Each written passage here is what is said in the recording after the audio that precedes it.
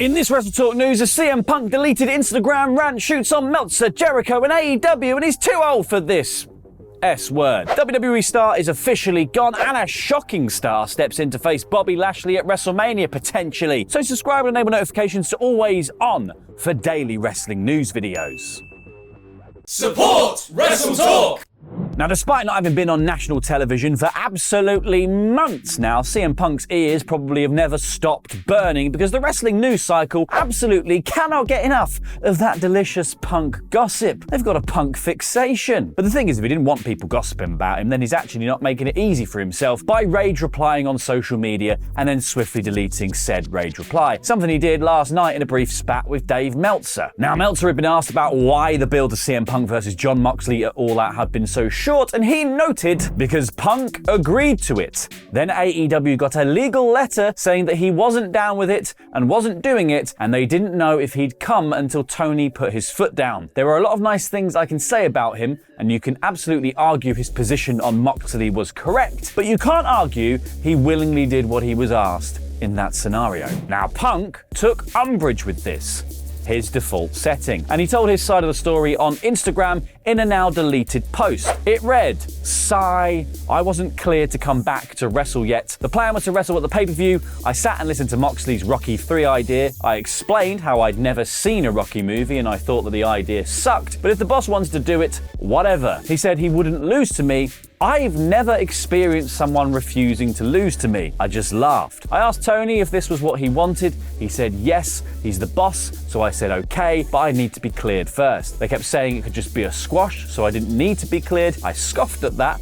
My health is more important. Dave Meltzer is a liar. Jericho is a liar and a stooge. There were plans, but plans always change, but I'll never put a company above my health ever again." Ay caramba! I mean, the seemingly random shot at Jericho isn't Punk actually just firing wildly into the air, but suspected to reference the fact that Y2J is believed to be one of Meltzer's main sources and could, in this instance, have fed him a bogus story, as it's been reported that Jericho is one of the AEW voices very much against Punk returning to the company. But who bloody well knows? Regardless, Jez himself responded to the drama with a Matt Hardy delete gif, which prompted a "I'm too old for this shit" follow-up post from Punk. Wrestling!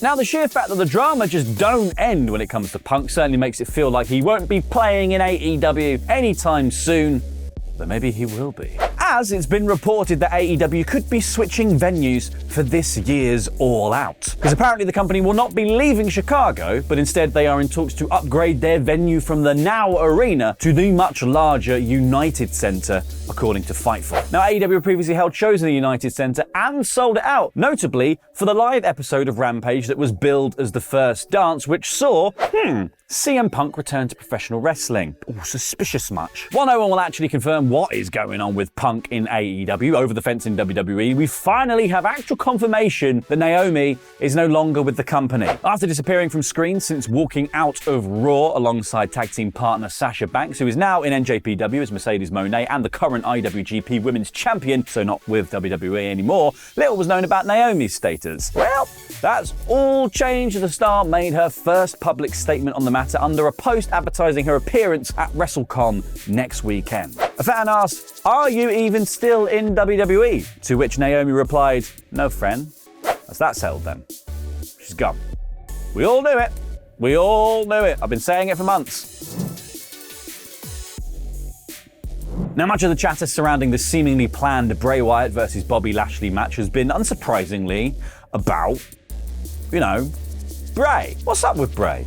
Is it creative frustration? What's this mystery illness? Is he done with WWE again? I'm just asking questions. And they're all questions we have been asking. But let's instead spare a thought for the almighty for a second, shall we? I mean, Bobby had to carry the heavy load of this rather tepid feud on his own for weeks while Bray's status grew more and more unclear. And what was his reward for doing all of that work? I mean, it's potentially missing WrestleMania. While that would be incredibly unfortunate, I think we've always assumed that WWE would just try and squeeze Lashley in somewhere on the card. However, at this point, it's looking likely to be be an impromptu, on-the-night kind of deal rather than a brand new build, given that we're, oh, would you look at that? We're just 8 days away from the granddaddy of them all. Hey, where does the time go? Why am I shouldn't swear.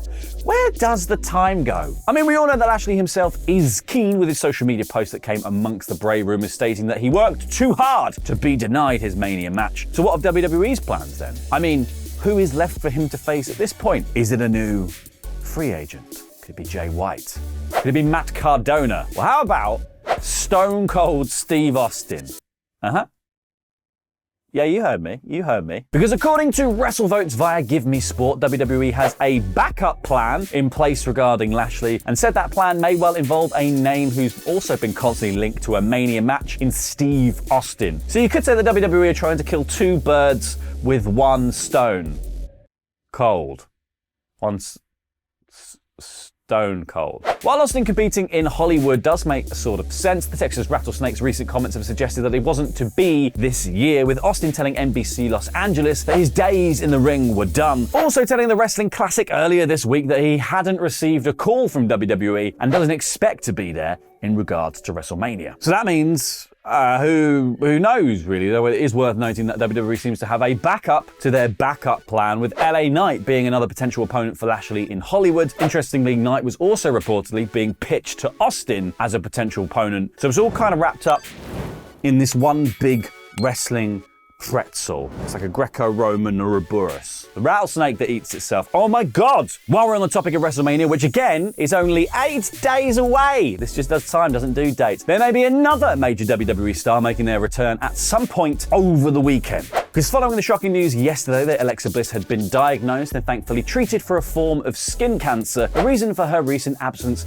seemed more clear. However, she did also just appear on the Masked Singer TV show. So fair play to her. She's had a lot on her plate. And yes, she's seemingly not content to slow down anytime soon. As speaking to Cinema Blend, she hinted at potentially getting involved in the Hollywood proceedings. She said, "I will be in LA for WrestleMania. I will be at the arena." Who knows what that leads to, because you know, in WWE, you never know what's going to happen. It's the company where you always expect the unexpected. We'll have to see. Bliss would also go on to clarify her recovery from cancer, stating that her recovery time following her treatment was thankfully really brief, saying, "Oh, it's short, like, I got my stitches. I don't know if you can see my stitches right here. Those come out in a week." So there you go. The news yesterday that Randy Orton was also rumoured for a WrestleMania return. It seems like a lot of familiar faces are going to be back on our screens soon. And that's just nice. That's lovely.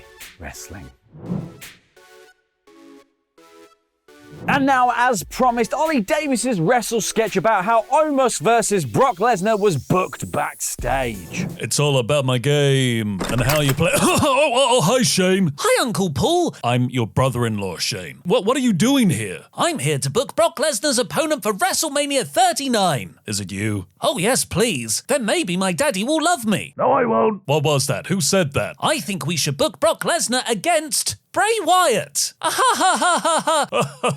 Brock would hate that. Even I'm a better choice. Look, I've already got Bobby Lashley against Bray, but who should I book for Brock? Omos. There's that voice again. What voice? It just said Omos. That's a great Lesnar opponent. Oh God, Omos is so big. There it is again. It sounds like Vince McMahon saying Omos under my desk. What? Who the hell are you? Mick McVan, pleased to meet you. I can clearly see it's you, Vince. Impossible! Mick McVan has a mustache. He's got a mustache. And we're all in agreement. Brock Lesnar will face Omos at WrestleMania. Brought to you by Mountain Dew. Oh, God damn it. With WrestleMania and the Raw after WrestleMania usually presenting a chance for WWE to debut new faces, naturally a lot of speculation surrounding who could be showing up has been rife in recent weeks and months. Now, as mentioned earlier, the constant names that seem to be bandied about are both Jay White and Matt Cardona. However, there is one free agent that has seemingly flown under the radar as late, and that being the former NWA champion Nick Aldis. Because despite seeming, on paper at least, a natural fit for WWE, Aldis has been enjoying the single life since his NWA departure late last year. And panic Mickey, I'm not talking about the actual single life, I just mean he hasn't been tied down to any wrestling contracts. Just living it up, free and easy. Anyway, while Aldis has taken the occasional indie booking, it seems like he's holding off on his next big move, but it does seem like there is one man in WWE is hoping to see Aldis in Stanford soon, that being fellow Englishman Wade Barrett. Speaking to Metro, Barrett would heap praise on Aldis, comparing him to the legendary Harley Race, and spoke of his desire to see him in WWE. Barrett said, "I think first of all, he's a fantastic talker. He's got a great look.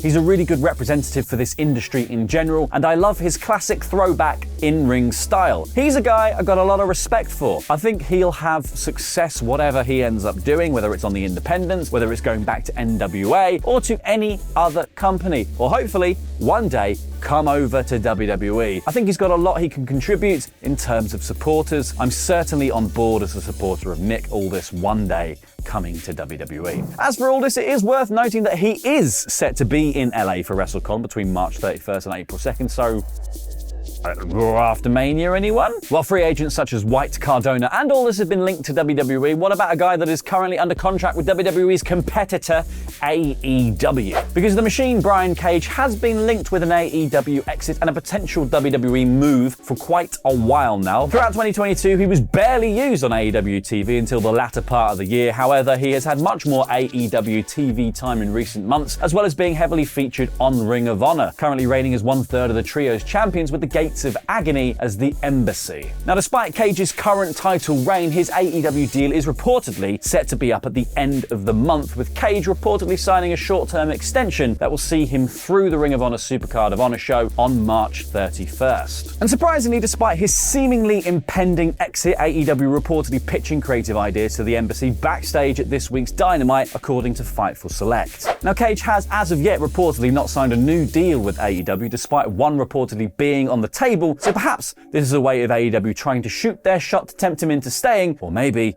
Tony just likes using soon-to-be departing stars in his creative plans. I mean, we have seen that before with William Regal and potentially with FTR. Lastly, just another quick note from this week's AEW Dynamite, and you may have noticed that in the customary sole women's match between Toni Storm and Sky Blue, that there was no sign of Britt Baker or AEW Women's Champion Jamie Hayter in the post-match fracas. While Baker's absence is unknown, but it's likely due to Hayter not being there, Hayter was reportedly missing from the show due to her being back home in jolly old Blighty, with the reason for her homecoming being, according to the Wrestling Observer's Dave Meltzer, to do with her visa needing renewal. Such a long way to come for something so boring. Thankfully, according to Meltzer on Wrestling Observer Radio, it's all worked out fine in regards to Hayter's visa, and it's not expected to miss a lot of time because of the situation. However, Meltzer could not confirm as to when Hayter would be returning to AEW TV. Probably after having a long sleep, because that's so boring. Jeez, visa,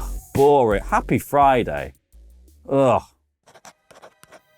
It's been 2 days now since the onset of my symptoms.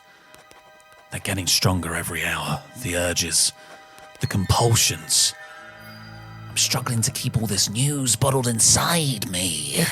There's so much. There's just so much news. No, I can't tell the rest of the team yet. I must be sure. I ought to tell Luke. My precious, beautiful Luke. But I can't! I need to protect them. Protect them from me. I must find out what he is trying to tell me. I must learn the truth.